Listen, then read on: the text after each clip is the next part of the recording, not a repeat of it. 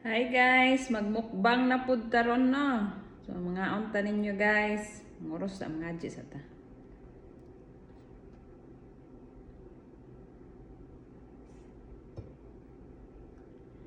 Na, daan ang atong kaonon ron guys, mukbang taron, sobra. Mo ni ang breakfast sa ako ang youngest. Kanang mo nilang baon, shrimp. Dayon turkey nga sobra pa atong pag Thanksgiving, no, dugay na kaayo. Then nagkuan pug ko kilaw og taong, nagsugba ko taong. Then syempre tungod sa kabugnaw, kape is life man gyud guys, mas dili bugnaw. Kape is life. Nga unta ninyo. Nga unta. Magkinamot taron. Sa magmukbang. Naman kayo. May pagkasugba. Sakto kayo ba? Nagsugba ko kasi taon-taon na kuha magulay. Aso-aso pa ako nang giinit. Giinit na ako sa oven ang kuan. Turkey. Wala mo mahort kasi doon may kapamilya at nang pag Thanksgiving. Pagkaman amang gitunga. Nga mo na paghihapon. Dako pagkikaya. Dako mo kahit mga pabo.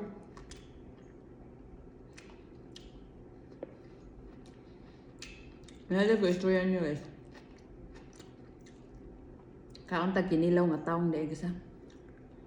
Hami kayo. Limingaw ko kaon ba? Naamday ko taong mga nagsubak. Kilaw dahil siyempre. Ako istorya dahil ninyo guys ganiya. Sayo kayo ko nagluto ano. Nagsugba sa taong. Kuan. Wala size. Ni-alarm bitaw natin kung alarm sa emergency ba kay tungod sa aso. Pero ako nang expect eh. Kuanan ka ng lakas siya ni aso ba? Di pa na itong last year nagluto ko ka ng mga order sa lechon. Yung mga inanipabusad. Nasa na ito itong Thanksgiving. Grabe ka aso dere sa among balay. Mga itong sigtingog. As in. Nabamig ka ng paypay sa emergency kaning sensor ba? Para mawa ang bahan. Pag-aso, nga. Mawawa siya ni Dento. So, nasa, hindi naman nagbantay pagkatong last year nga Thanksgiving pagluto. Pagkalihaw ako, nag-expect na magtingog. Gamay, makayang tao.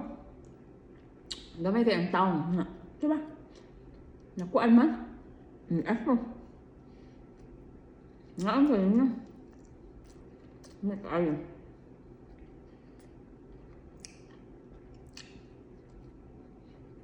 Kape pa mo pati nga may sakto ka as pamahaba. Brunch din guys, brunch.